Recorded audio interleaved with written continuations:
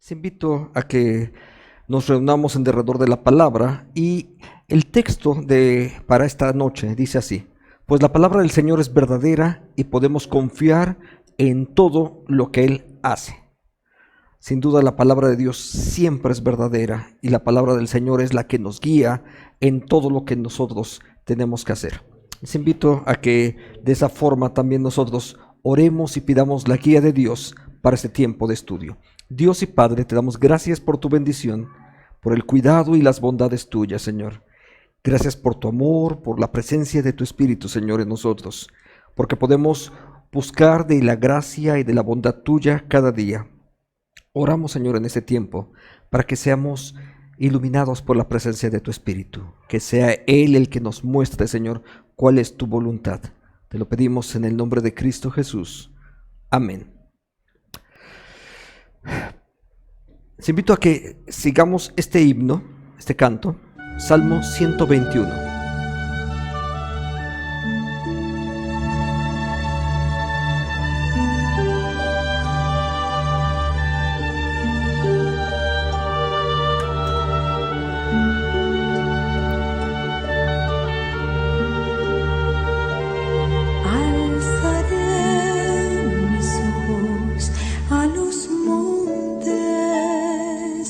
¿De dónde vendrá mi socorro? Mi socorro viene de Jehová, que hizo los cielos y la tierra. Mi socorro viene de Jehová, que tierra.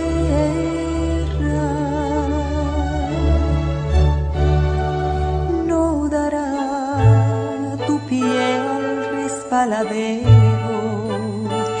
ni se dormirá el que te guarda. He aquí no se adormecerá ni dormirá el que guarda a Israel. El que guarda a Israel no dormirá.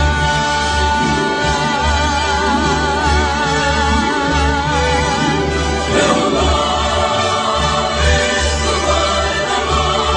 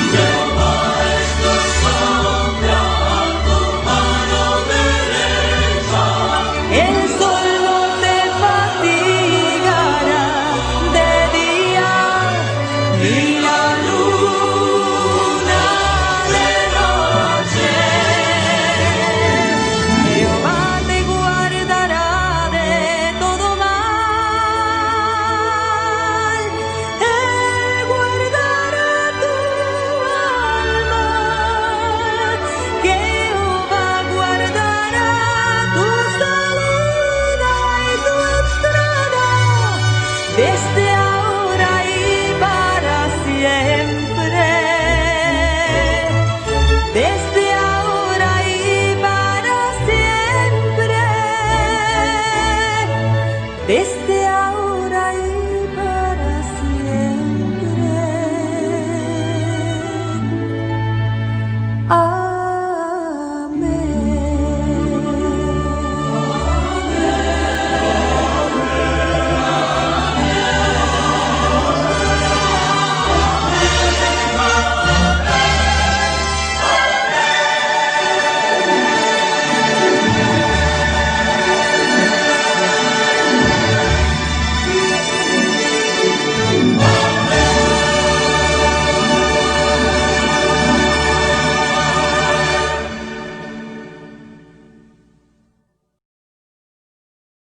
Gracias a Dios que podemos empezar y vamos a iniciar nuestra clase de esta noche.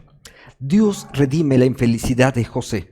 José es un personaje muy importante en la vida del Antiguo Testamento porque justamente es el que va a vincularnos con la historia del Éxodo. Entonces el papel que él desempeña es bien importante. Ahora, ¿qué es lo que vamos a hacer en esta ocasión? Vamos a retomar precisamente la idea de en qué forma, vamos a revisar un poquito de la sesión anterior para poder enlazar la historia de Jacob con la de José. Precisamente José es un hijo de Jacob. Ahora, ¿qué es lo que ocurrió con Jacob?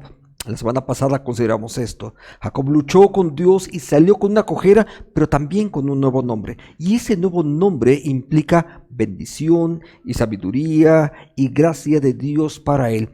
Es un nuevo nombre donde él dejó de ser un suplantador, un tramposo, para encontrar también en el nombre de Dios un nuevo destino. Ahora él es alguien que ha luchado con Dios y que prevalece porque Dios está a su lado.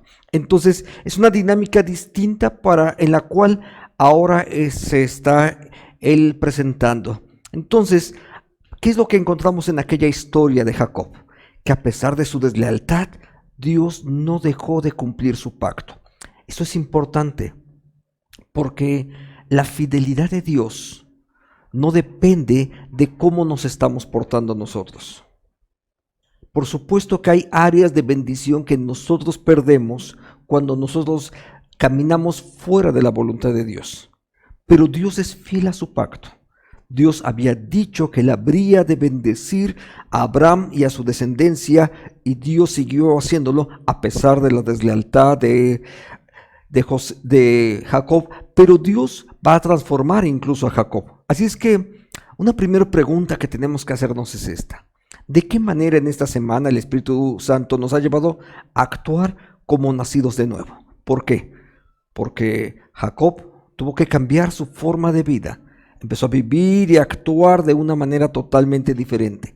Ese modo de actuar distinto es justamente porque es Dios quien ahora estaba con él. Entonces, nuestra conducta día a día debería de reflejar cómo es que nosotros estamos caminando para con Dios. De qué manera nuestra vida, nuestras acciones van a mostrar que efectivamente tenemos un trato con Dios, que gozamos de su gracia y que estamos nosotros caminando en el proyecto al que Él mismo ahora nos ha llamado. Entonces, a partir de esto, empecemos ahora con la historia de José. Y tratemos de ubicar primero ese escenario donde ocurren todas estas cosas. A modo de introducción diremos que las circunstancias difíciles pueden hacer que incluso nosotros cuestionemos la presencia y los propósitos de Dios. Las circunstancias, cuando empiezan a tornarse difíciles, hacen que de pronto la gente se pregunta: ¿y Dios está aquí? ¿Dios está con nosotros? Piensa un momento. ¿Cuántas ocasiones en estos últimos meses has escuchado la pregunta de ¿y dónde está Dios en medio de esta pandemia? ¿Dónde está Dios cuando de pronto no hay trabajo, donde no hay servicio, donde la gente está enfermando? Incluso a veces dices: hay gente buena que está trabajando en el sector salud y también están enfermando. Entonces, cuando las cosas se tornan difíciles, la gente incluso hace ese tipo de preguntas acerca de los propósitos y de la presencia de Dios en medio de nosotros. Y es por esto, porque el sufrimiento hace que las cosas de pronto se tornen un tanto más difíciles. Veamos la siguiente lámina. El sufrimiento es difícil, pero también en medio de ese sufrimiento podemos estar seguros de que Dios va a cumplir su propósito. ¿Sabes? La verdad es que la vida en Egipto para José no fue fácil. Tampoco lo fue después de algunas generaciones para muchas de los familiares de él. Pero en medio de las circunstancias difíciles hay una seguridad que los creyentes pueden tener. ¿Sabes?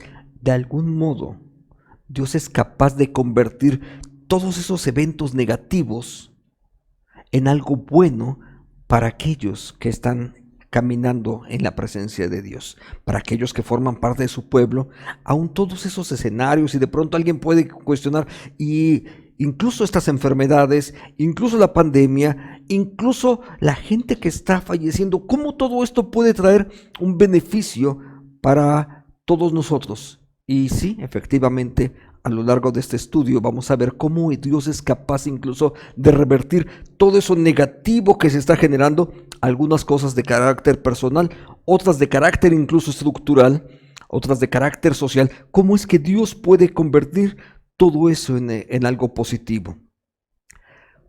¿Cómo vamos a llegar a ese punto? Bueno, la siguiente pregunta es bien importante. La siguiente pregunta nos plantea, ¿cómo es que esas promesas nos ayudan a atravesar los momentos difíciles? ¿Cuáles son algunas de esas promesas que Dios ha hecho a nuestras vidas? ¿Cómo es que Dios puede seguir actuando de esa manera? Quiero que pienses esto. Cada promesa de Dios, cada una de ellas, hay muchas en la Biblia. Hay cosas que nos permiten afianzarnos a ese proyecto de Él. Algunas de ellas son muy conocidas. Déjame mencionar una de las quizás más conocidas. Jehová es mi pastor y nada me faltará. Esa es una de las promesas más conocidas de toda la Biblia. ¿En qué manera el saber que Dios es mi pastor y que nada me faltará me puede ayudar a transitar en este momento difícil por el cual nos toca vivir? Piensa en eso. Seguramente en este tiempo de pandemia de pronto has tenido que buscar más de las promesas de Dios. Vamos a continuar en nuestro estudio y ver cómo es que en ese ambiente de Egipto, donde finalmente José va a estar presente, y el ambiente familiar, que incluso lo vimos la semana pasada, es una familia disfuncional, una familia con grandes problemas. En medio de ese entorno, ¿cómo es que Dios va a seguir actuando y va a traer bendición para su pueblo? Entonces, en ese marco contextual tenemos que considerar lo siguiente. Jacob ahora es Israel. Ha habido un cambio en su vida.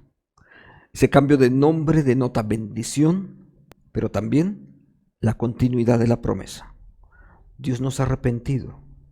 Es más, hace que todas las cosas confluyan en algún momento para poder continuar el proyecto al cual Jacob había sido llamado. Entonces, en medio de ese escenario hay una pregunta que tenemos que hacernos. ¿En qué maneras hemos visto la fidelidad de Dios sobre Jacob? ¿Qué cosas han ocurrido en esta historia? Quizás algunas de ellas son estas. Algunas de las cosas en cómo Dios lo ha hecho tiene que ver con esa promesa de Dios, ¿sabes? Dios perdonó incluso a Jacob. Ahí hay un perdón que es importantísimo. Es un hombre que ha actuado mal, ha hecho trampa, mintió a uno, mintió a otro. Ahí hay un perdón que Dios ha hecho. La fidelidad de Dios sobrepasa incluso nuestra maldad personal. Y eso se llama misericordia. Dios nos ve con enorme, enorme misericordia. Y porque Dios nos ve con misericordia, nosotros podemos creer y saber que en Dios vamos a poder hacer todas las cosas, porque el proyecto de Él es el que continúa y el que prevalece a pesar de nuestras carencias, a pesar de nuestras dificultades. El proyecto de Dios va a continuar adelante. Entonces, hay más de una forma de cómo podemos ver la protección de Dios. Otra forma es que a pesar de que Jacob era un tramposo, ¿sabes? A pesar de ello, también ocurrió algo más. Dios le hizo un hombre próspero, porque esa era parte de la promesa que Dios le había hecho a Abraham. Incluso le protegió en diversos escenarios donde él se metía en problemas. En medio de ellos también Dios se hace presente y finalmente trae protección para él. La historia de Jacob continúa y uno de los eventos que ocurren con la esposa de él es precisamente que Raquel, la esposa de Jacob, muere cuando da a luz a su último hijo. De hecho, solamente tuvo dos, José y Benjamín. Y la esposa de Raquel, la esposa de Jacob, muere cuando esto ocurre. Entonces, diríamos que hay una parte de la infancia de Jacob que ya no fue educado por su madre, sino su padre. Y como hemos considerado anteriormente, Jacob fue un hombre que tuvo dos esposas, dos concubinas, y tuvo alrededor de 12 hijos varones más una mujer. Entonces te das cuenta que el ambiente era bastante complicado para los hijos descendientes de esta mujer, Raquel y Benjamín. Jacob no aprendió de los errores tampoco de sus padres y cometió exactamente el mismo error. Es más, parte del problema que había ocurrido con Jacob es justamente que él era protegido de la mamá, mientras que su hermano Esaú era protegido de su papá. Y en este escenario vemos que otra vez se vuelve a repetir los patrones culturales. ¿Sabes? Este es un error que suele ser común. Muchas de las ocasiones repetimos culturalmente los errores. No es que estamos obligados a ello, pero como aprendimos como modelo cultural, como eso que vemos en el día a día, muchas de las ocasiones las personas lo que hacemos es repetir la misma manera de hacerlo. ¿Por qué? Porque es la manera en cómo vimos que lo hacía antes nuestros padres. Y aunque no nos damos cuenta, aprendemos vía la vista, a través de lo que estamos viendo cotidianamente, vemos que así se resuelven los problemas. Déjame usar un ejemplo común. Si provienes de una familia donde hay una gente iracunda, la gente aprende que los problemas se resuelven así, a gritos. Y hay enormes pleitos, pero es una reproducción simplemente de carácter cultural. El problema es que se asume como si eso fuese lo normal, porque como lo ves todos los días o con mucha frecuencia, se asume como que eso es algo normal. Y lo mismo podemos decir acerca de otras características. De pronto se ve como normal algunas cosas que realmente no lo son y que incluso algunas de ellas son contrarias a la voluntad de Dios. En este caso, lo que ocurrió con Jacob fue justamente repetir el modelo cultural que sus padres habían generado. Ahora, ¿qué problemas has visto que causen celos en las familias? En el caso de Jacob fue el favoritismo, ¿sí? Pero también él lo experimentó, pero también él después favorece a una de sus esposas. Tenía varias. De por sí tener varias ya no es tan bueno. Y si aparte favoreces a una de ellas, pues vas a tener dificultades con las demás. Y si entre 12 hijos además favoreces a uno, obviamente estás generando tensiones que son innecesarias. Pero hay otras causas. Hay otras causas que también suelen ocurrir. Sabes, en algunas de las ocasiones, de forma cultural en México, por ejemplo, hacia las mujeres se les brindan menos oportunidades que a los varones. Sigue ocurriendo. Podríamos decir que no, pero es que en algunos entornos posiblemente los padres hemos aprendido a tratar con igualdad a nuestros hijos, pero sigue habiendo escenarios en este país, en esta época, donde las mujeres simplemente tienen menos oportunidades.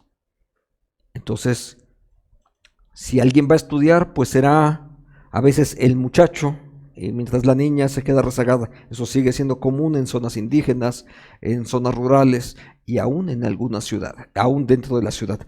Entonces, sigue habiendo problemas y eso es precisamente porque hay tratos distintos hacia con cada una de las personas. Ahora, ¿cómo todo esto está conectado con Cristo Jesús? ¿Cómo se conecta esta historia de José con Cristo? Veamos esto. Dios tomó las obras malas de los hermanos de José y las usó para su plan. Ahora vamos a ver, después de esto, vamos a ver un video que nos explica mucho más acerca de esto y tomaremos tiempo para leer la escritura y ver cómo es que Dios lo hace, justamente a partir del texto bíblico. Pero Dios tomó las obras malas de los hermanos de José y las usó para su propio plan.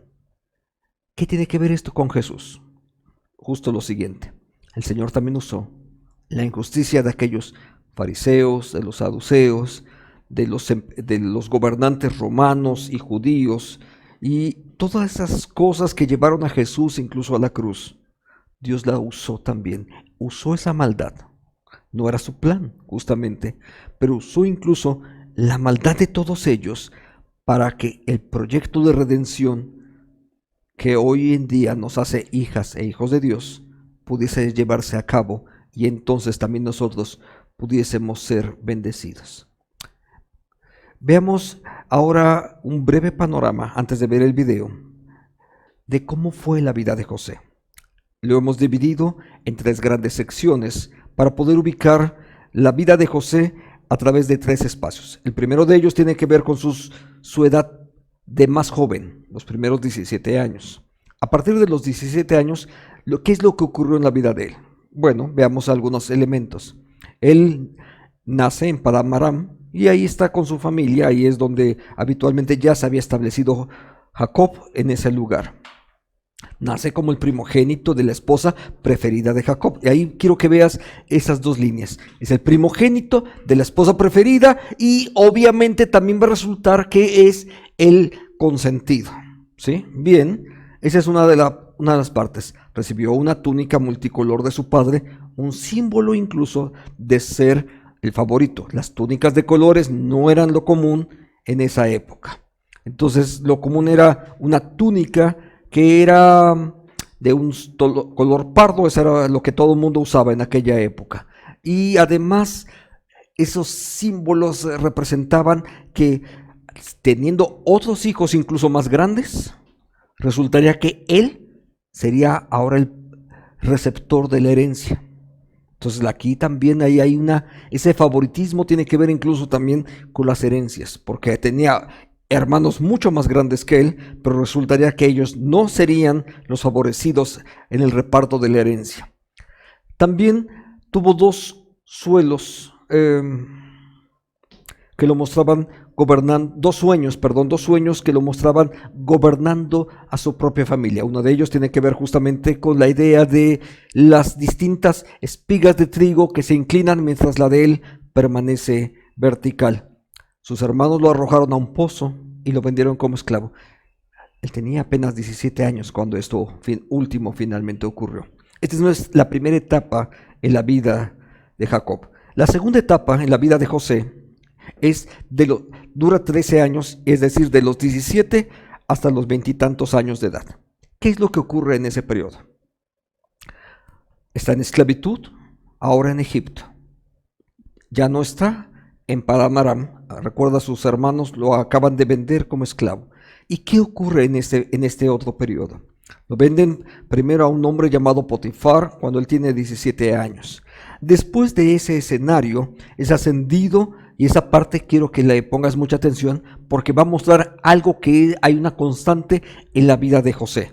Él fue ascendido primero como asistente personal de Potifar, lo cual quería decir que era un esclavo, sí, pero era un esclavo de confianza en el cual tenía un papel muy importante. Después la esposa de Potifar, parece que entonces ha sido esclavo y sube de nivel, pero la esposa de Potifar lo acusa falsamente de mala conducta sexual. Y cuando eso ocurre, hay algo más o menos natural que habría de ocurrir. Por supuesto, va a terminar en la cárcel. Sin embargo, en la cárcel, él recibe autoridad sobre todos los que están presos. Entonces quiero que observes algo. En el proyecto de Dios, José fue ascendido, a pesar de que sus hermanos lo vendieron como esclavo, recibe el favor de Dios y él asciende como asistente personal de Potifar. Lo mandan a la prisión y Dios de ahí, dentro de la prisión, lo rescata, sigue preso, pero tiene autoridad sobre otros. Y fue ascendido entonces dentro de la prisión como asistente del copero y del panadero de Faraón. Ahí, en ese escenario, sigue estando preso. Él interpreta los sueños del copero y del panadero, y entonces esos sueños se cumplen y la fama de José empieza a ir creciendo y creciendo. Sin embargo, hasta ahí todavía estaba preso. Vamos hacia el último de los periodos en la vida de José, su tercer periodo. En este tercer periodo es un periodo largo, ¿sí? ¿Por qué? Porque él vivió muchos años. ¿Qué ocurre en ese último periodo? De los 28 años hasta el final, ¿qué ocurre? Él tiene autoridad en Egipto. ¿Y cómo llega ahí? Fue llamado primero ante Faraón. ¿Recuerdas que interpretó los sueños del copero y del panadero? Y ahora Faraón tiene un sueño, alguien se acuerda de eso, llaman a José. Y cuando José interpreta los sueños acerca de la hambruna, las 7 vacas gordas, 7 vacas flacas, etc., y a partir de eso, él empieza a obtener cierta notoriedad y es ascendido como segundo sobre Egipto. Tenía entonces 30 años. ¿Sabes? Hay algo importantísimo que ha ocurrido ahora. Él supervisa entonces el almacenamiento de los víveres durante esta hambruna. ¿Y qué ocurre? Sustenta durante 70 años a la familia en Egipto. 71 años está ahí presente. Ahora se reconcilia con sus hermanos, se reencuentra con sus padres y muere y es sepultado en Egipto, pero con la esperanza de volver a la tierra prometida. Vivió muchos años. Y apenas en 3 grandes bloques hemos visto a grandes rasgos la vida de José. Ahora quiero que consideremos este video que dura unos 5 minutos para poder conocer más acerca de la vida de José. Escuchen el sueño que tuve. La locura de José casi deletreaba su perdición. Tuvo muchos sueños, todos con el mismo mensaje. Sus hermanos se inclinarían ante él. Él gobernaría sobre todos ellos. José ya era el hijo favorito de su padre, recibiendo lo mejor de todo de su mano. Lo último que querían escuchar era que se inclinarían ante él. Entonces, decidieron hacer algo al respecto. Lo tirarían a una cisterna, lo venderían a la esclavitud, fingirían que estaba muerto y acabarían con sus sueños. No se dieron cuenta que su traición sería su salvación. José fue llevado a Egipto, un esclavo. Allí encontró favor con su amo, gobernando la casa con sabiduría. Pero nuevamente fue traicionado y encarcelado. Allí conoció a 2 hombres, un panadero y un copero, hombres con sueños que no entendían. Una vid con 3 ramas exprimiendo racimos de uvas en la copa del faraón. 3 canastas de pan en la cabeza del panadero, con pájaros comiendo de ella. José les dijo el significado: el copero regresaría al servicio del faraón, el panadero moriría. Y aunque José le pidió al copero que lo recordara, lo dejaron allí olvidado durante 2 años. Más sueños, esta vez de faraón. 7 vacas flacas tragándose 7 sanas. 7 finas espigas de trigo tragándose 7 llenas. Ninguno pudo responder. Los sabios de Faraón no sabían nada. Las mentes de los adivinos fueron oscurecidas. El copero se acordó de José. Tal vez él podría interpretar esto. Faraón mandó a llamar a José y le contó todo lo que había soñado. José explicó que los 2 son uno. 7 años de hambre en toda la tierra vendrán después de 7 años de abundancia. Entonces José ofreció una propuesta: almacenar el grano durante los 7 años buenos para evitar que el país fuera destruido durante la hambruna. Faraón se complació y exaltó a José dándole todo Egipto para que lo mandara. 10 hermanos fueron a Egipto, esperando comprar comida para su familia.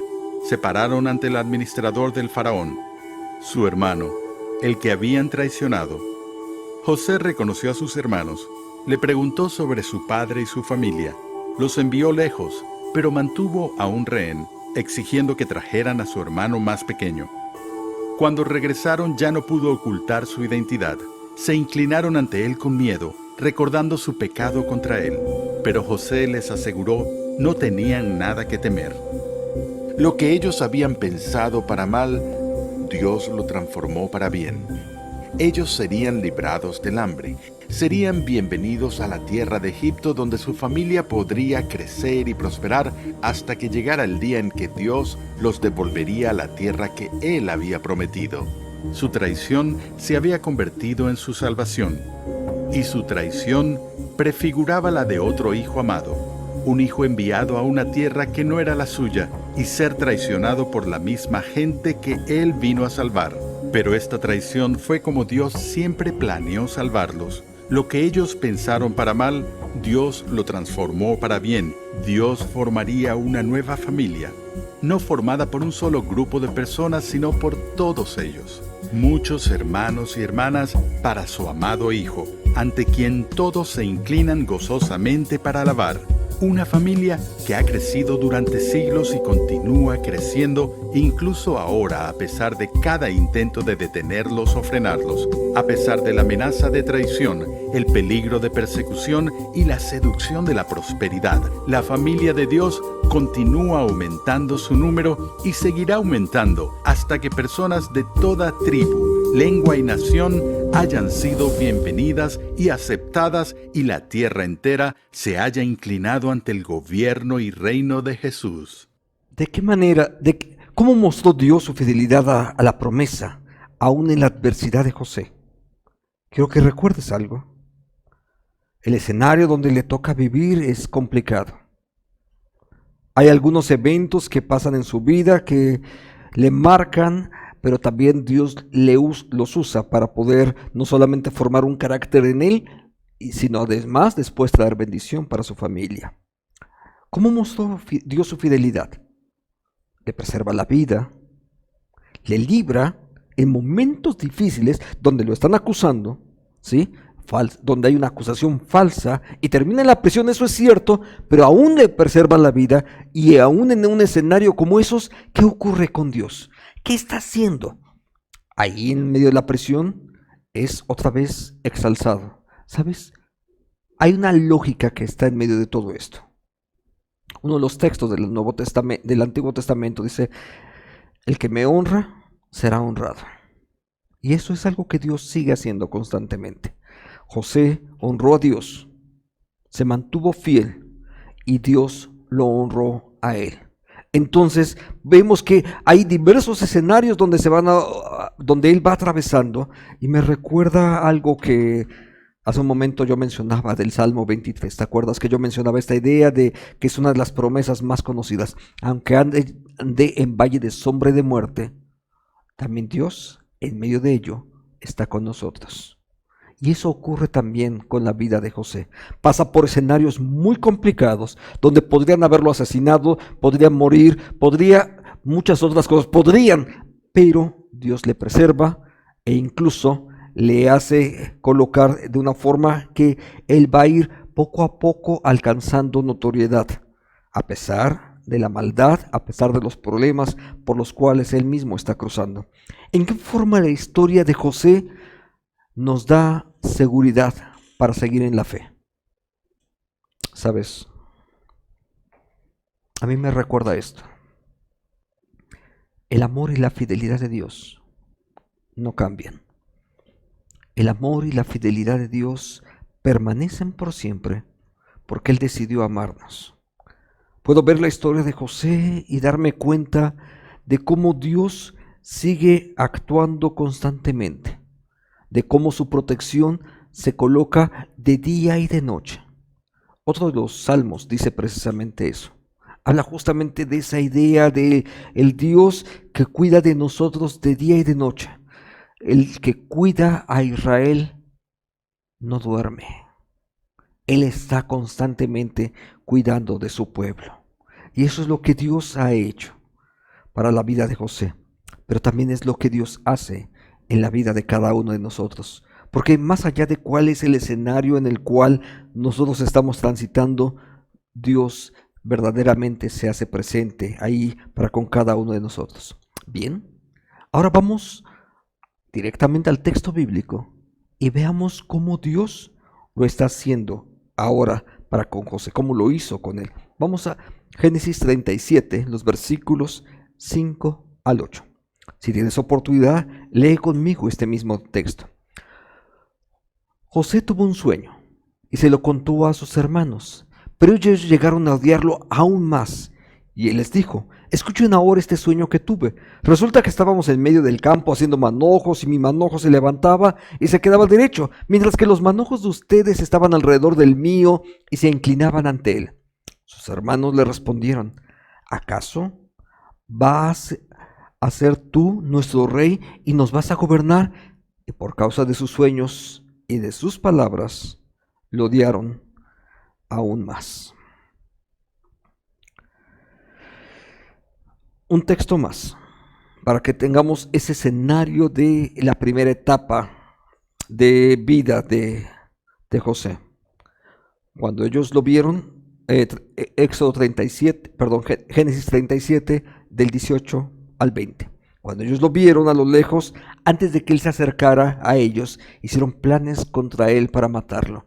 Y se dijeron el uno al otro: miren, ahí viene el soñador, vamos, matémoslo ya, echémoslo en alguno de los pozos y digamos que alguna mala bestia se lo comió y vamos a ver qué pasa con sus sueños.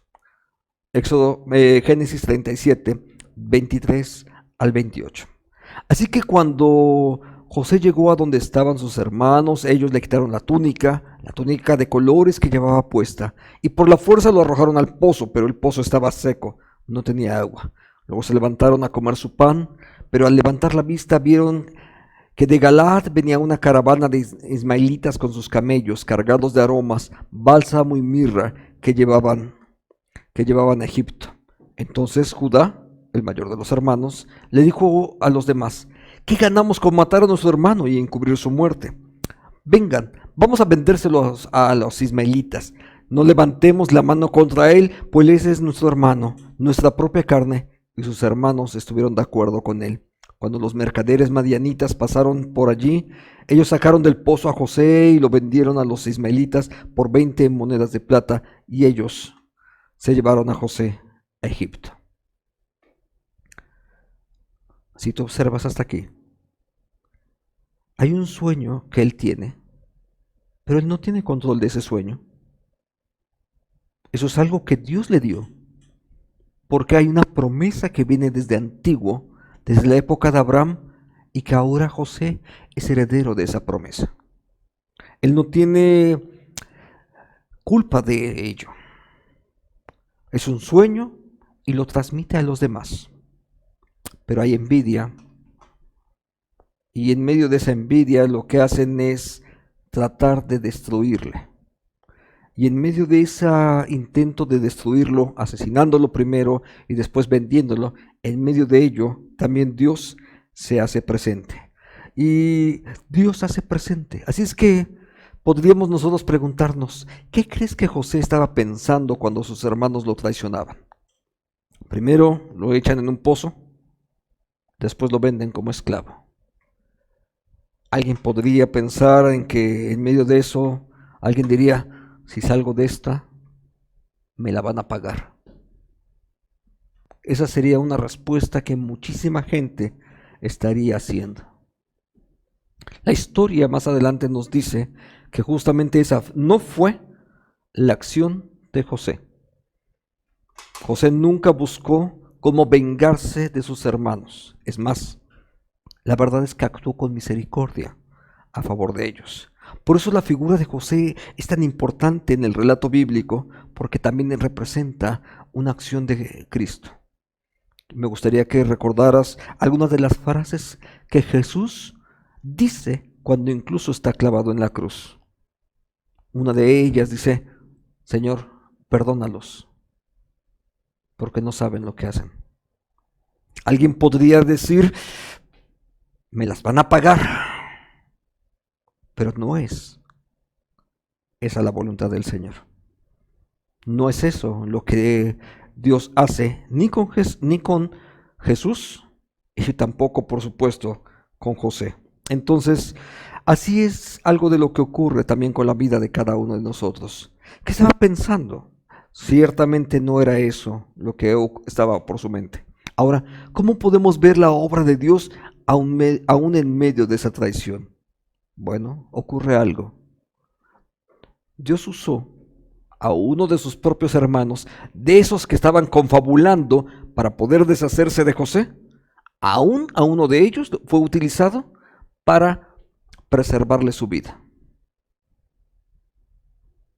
¿Sabes? Hay ocasiones que Dios va a usar a gente incluso mala, pero que pueden también ser movidos por el Señor para poder traer bendición a su pueblo. Por una razón, porque para Dios no hay ningún límite. Dios es capaz de usar a cualquier persona, a cualquier gente, en cualquier circunstancia, para poder incluso bendecirnos. A veces incluso Dios nos va a bendecir a través de gente que ni siquiera conoce acerca de Dios. Dios es capaz de usar a un ateo para que nosotros podamos ser bendecidos. Dios usa a mucha gente y es lo que Dios hace también, porque parte de la soberanía de Dios justamente es esa, que Dios es soberano por sobre todas las cosas y Dios es capaz de usar cualquier circunstancia, cualquier acción, incluso esas acciones malas, para poder bendecir a su propio pueblo. Entonces, ¿qué es lo que nosotros podemos ver a continuación? Vamos a seguir con nuestro texto. Génesis 39, del 19 al 23. Cuando el amo, en este caso, ya es un escenario distinto, José ya está en Egipto, ahora es Potifar su dueño, él está sirviendo a Potifar. Y la esposa de Potifar quería estar carnalmente con José. Él rehuye por dos asuntos importantes. No quiere faltarle el respeto a Dios y no quiere faltar el respeto a su amo. Y cuando el amo de José oye que su mujer le cantaba y que le decía, así me ha tratado tu siervo, se puso furioso. Entonces agarró a José y lo puso en la cárcel donde estaban los presos del rey, y allí en la cárcel se quedó José. Pero el Señor, observa ese punto, pero el Señor estaba con él. Es cierto que está preso, pero está preso injustamente. Y cuando tú estás honrando a Dios, aún hasta los enemigos pueden llegar a ser usados para poder traer bendición a alguien que camina dentro de la voluntad del Señor. Pero el Señor estaba con él y le extendió su misericordia y le permitió ganarse la buena voluntad del jefe en la cárcel. Y así el jefe de la cárcel dejó en manos de José al cuidado de todos los presos que había en aquella prisión. Todo lo que allí se hacía, lo hacía José. El jefe de la cárcel no tenía que vigilar nada de lo que estaba al cuidado de José, porque el Señor estaba con José y prosperaba en todo lo que hacía. ¿Observas? ¿Te das cuenta cómo Dios actúa? Aún en medio de la adversidad, Dios sigue estando a favor de su pueblo. Y ahí hay circunstancias perjudiciales, sí, que Él no fue causante de ello, y sin embargo, en medio de esas circunstancias, ahí el Señor sigue bendiciendo a José. Ahora, es un escenario distinto. Él está preso, pero a pesar de ello, Dios sigue al lado suyo, porque la fidelidad y el amor de Dios no cambian en ningún momento. ¿Qué ayudó a José a no amargarse durante estas situaciones? Seguramente pudo haber sido no solamente su fidelidad, la fidelidad de Dios, sino el recordar las promesas de Dios. Desde pequeño él había sido instruido y sabía que Dios tenía planes para él. Y cuando nosotros recordamos las promesas de Dios y alguien desea esto, es como predicarnos el evangelio a nosotros mismos. Es recordarnos cuál es el proyecto de Dios para nosotros mismos. Tal vez hoy mismo en un escenario como el que nos toca transitar, donde de pronto hay problemas, hay enfermedades, recibimos constantemente noticias negativas de muy diversas formas, y en medio de ello nosotros tenemos que volvernos a predicar el evangelio y recordarnos a nosotros mismos que el plan de Dios por nosotros, a favor nuestro, no ha cambiado. El proyecto de Dios sigue siendo el mismo. Dios decidió bendecirnos a pesar de todo lo demás, a pesar de las circunstancias, a pesar de nuestros propios errores. Seguimos siendo hijas e hijos de Dios. El amor de Dios no ha cambiado en ningún momento a favor de eso.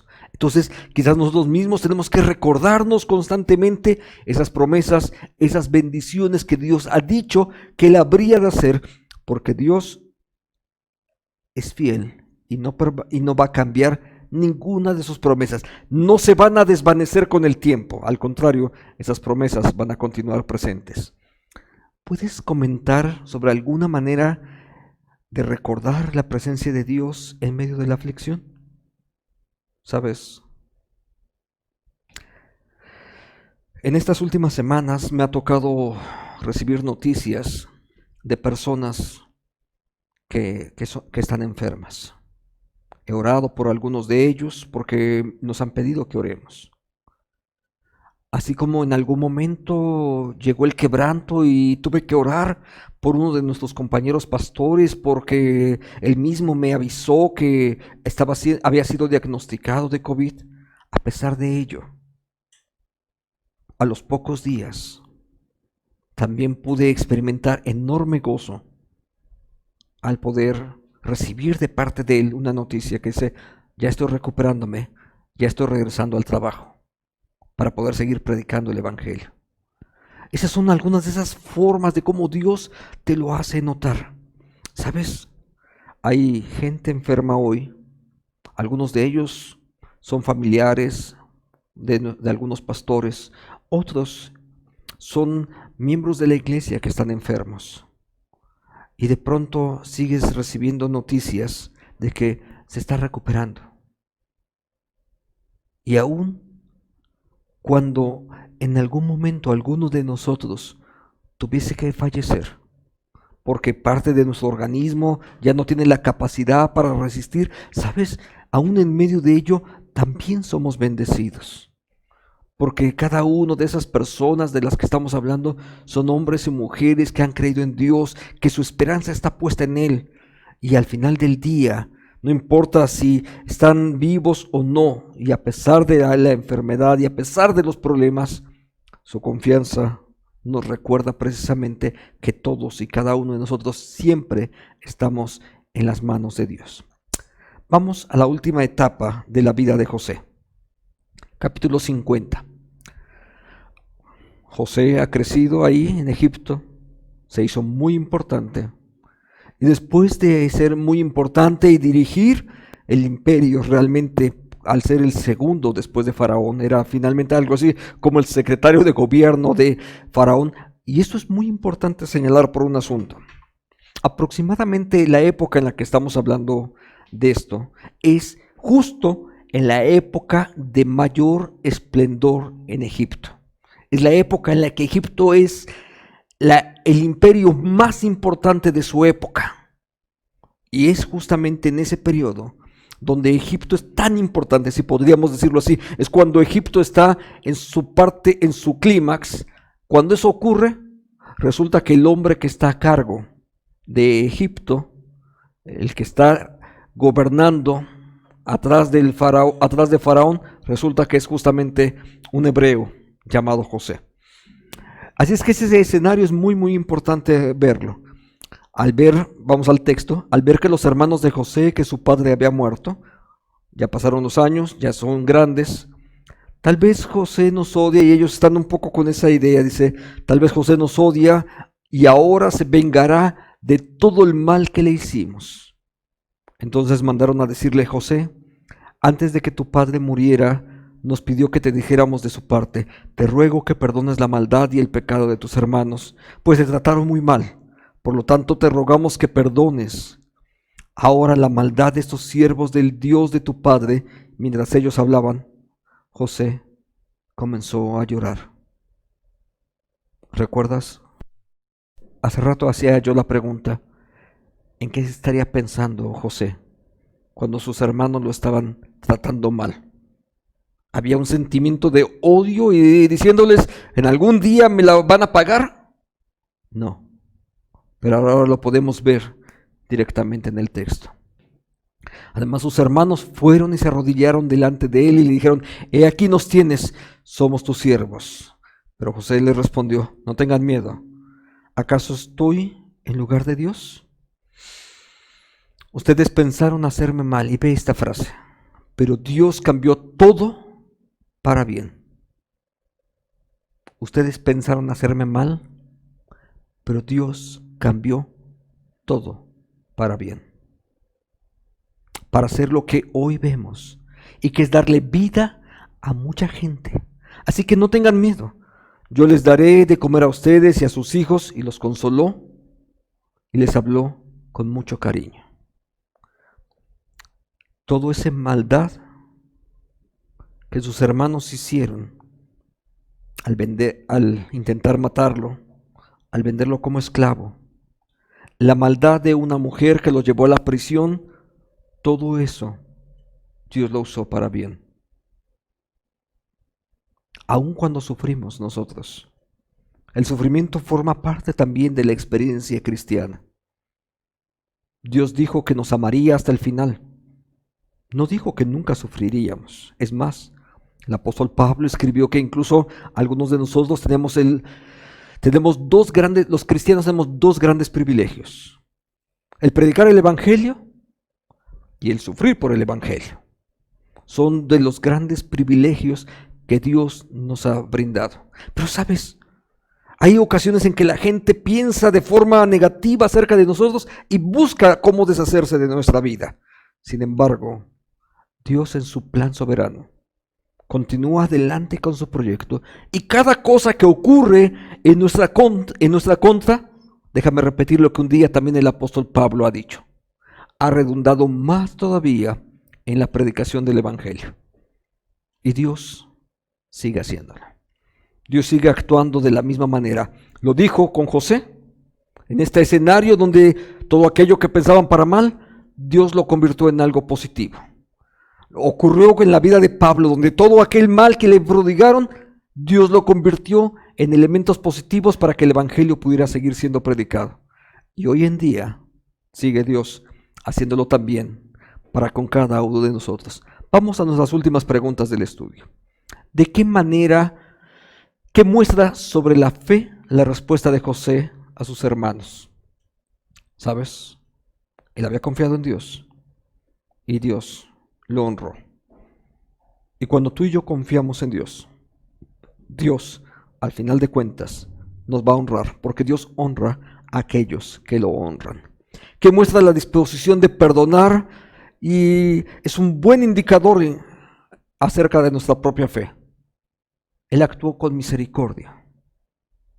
Pudo vengarse de sus hermanos. Es más, ellos estaban ahí delante de él y dijeron: aquí estamos como tus siervos. Él no los quiso tratar así.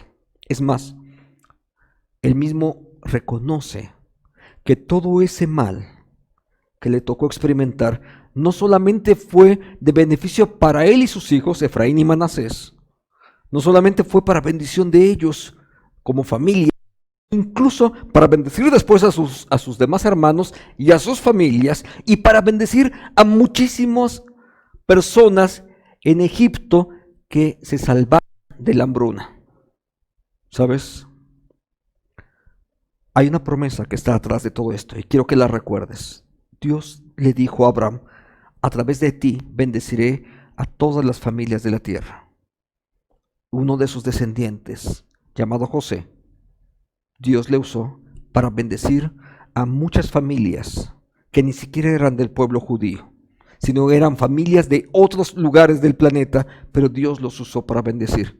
Y Dios también hoy en día sigue actuando exactamente igual. Dios nos usa para poder bendecir a muchas otras familias. ¿Qué aprendemos de todo esto? Número 1, que en Cristo hemos sido perdonados. Nosotros recibimos perdón, porque es cierto, también en José había orgullo, porque había orgullo de saber que él era el preferido de la familia. Sin embargo, Dios le mostró a través del sufrimiento y él aprendió a perdonar. Pero no solamente aprendió a perdonar, sino que también recibió perdón y aprendió a perdonar a otros. ¿Sabes? También nosotros hemos sido perdonados por Cristo y nosotros podemos mostrar perdón hacia otras personas. Porque la manera en cómo nosotros perdonamos a otros, también nosotros nos vamos liberando de la carga del rencor y de no vivir amargados por causa del pecado que aún otras personas hayan hecho en contra nuestra. Queremos avanzar en este tiempo de estudio y dar gracias a Dios por lo que el Señor hoy nos ha mostrado, porque su perdón y su amor siguen estando por nosotros, pero también la fidelidad de Dios se hace presente para nuestras vidas. Oremos. Padre, gracias por el cuidado y el amor tuyo, Señor. Gracias, Padre, porque eres tú quien actúa en medio de nosotros. Y nosotros podemos, Señor, deleitarnos en tu palabra y no olvidarnos de ella, sino incluso que en medio de los escenarios difíciles por los que nos permites transitar, ahí en medio de ellos, Señor, reconocer que tu bondad y tu misericordia se hacen presentes.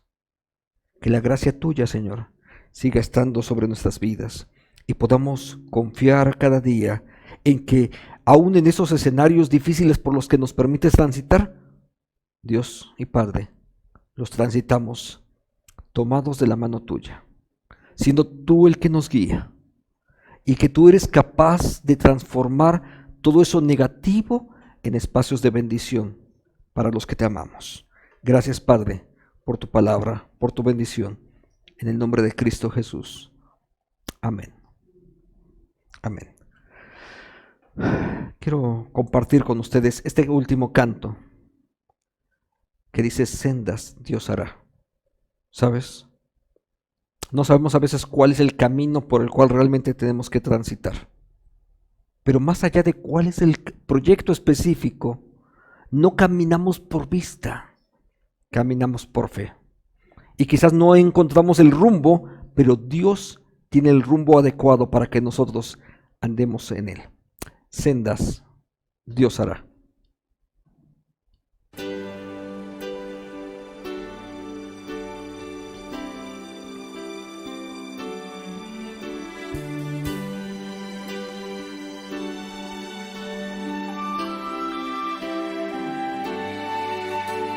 Sendas Dios hará donde piensas que no hay. Él obra en maneras que no podemos entender. Él me guiará, a su lado estaré. Amor y fuerza me dará. Camino hará donde no lo hay. Sendas Dios hará donde piensas que no hay. Él obra en maneras que no podemos entender. Él me guiará, a su lado estaré. Amor y fuerza me dará, un camino hará donde no lo hay. Si camino en la soledad, me guiará. Ando en el desierto,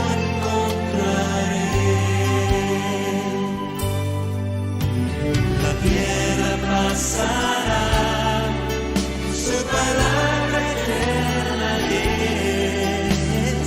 Él hará algo nuevo hoy. Sendas Dios hará donde piensas que no hay. Él obra en maneras que no podemos entender. Él me guiará, a su lado estaré. Amor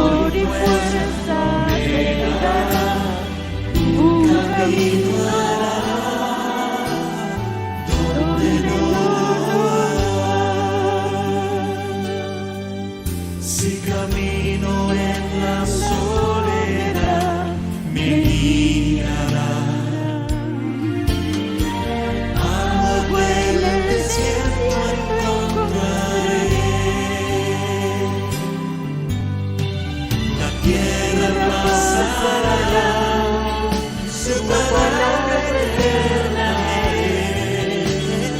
Él hará algo nuevo.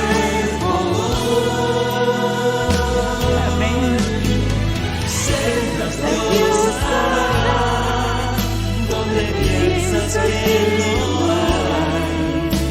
Él obrará en maneras que no podemos entender. Él me guiará, a su lado estará. Amor y fuerza me dará, un camino hará donde no hay.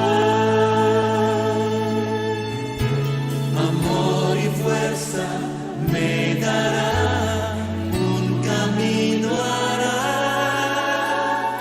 donde no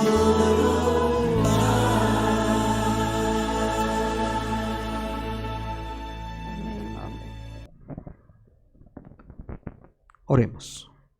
Padre, gracias Señor, porque tú siempre tienes proyectos para nuestras vidas. Tu plan perfecto, Señor, acerca de nosotros no se puede quebrantar, porque no depende de nosotros, sino depende de ti. Tú dijiste, Señor, que habrías de bendecirnos, y en ese proyecto tú sigues trabajando a favor nuestra. Oramos, Señor, poniendo en tus manos la vida de tu pueblo en este tiempo. Un momento difícil, Señor, donde el sufrimiento está presente, donde quizás algunos cuestionen dónde estás tú, pero también, Señor, donde afirmamos la bondad y la misericordia tuya, porque en medio de todo esto, Señor, eres tú quien sigue manifestándose en medio de nosotros. Alabamos el nombre tuyo, bendecimos tu presencia, Padre. Nos ponemos en tus manos y pedimos que el amor tuyo, Señor, se magnifique sobre aquellos que tú ya has elegido para ser hijos tuyos. Que la gracia del Señor Jesucristo, el amor y la guía del Espíritu Santo sean sobre todo este pueblo tuyo. Amén y amén. Gracias a Dios. Hemos terminado la primera sección de este estudio de Fundamentos del Evangelio. Ese es el material, lo que tienes en la pantalla es el material que estamos usando. Y hemos dedicado las primeras 7 lecciones que hoy concluimos, las hemos dedicado para abordar particularmente el libro del Génesis. Pero si Dios nos da de su gracia, a partir de la siguiente semana vamos a revisar 2 libros más. El libro del Éxodo y el libro de Jueces. Nos va a tomar aproximadamente otras 7 semanas poder completar este estudio. Entonces, ese es el material. No lo tenemos en formato digital. Te invitamos a que tú lo puedas adquirir. Es el material que nos está sirviendo de base para este estudio. Y la lección, si Dios nos da de su bendición para la próxima semana, tiene que ver justamente con la historia de Moisés. Vamos a ver la primera parte de la historia de Moisés y el título de la lección de la próxima semana se llama Dios oye a su pueblo. Sin duda será un momento importantísimo para poder recordar cómo es que nosotros vivimos bajo el cuidado de Dios. Bien, nos vemos, si Dios lo permite, la próxima semana.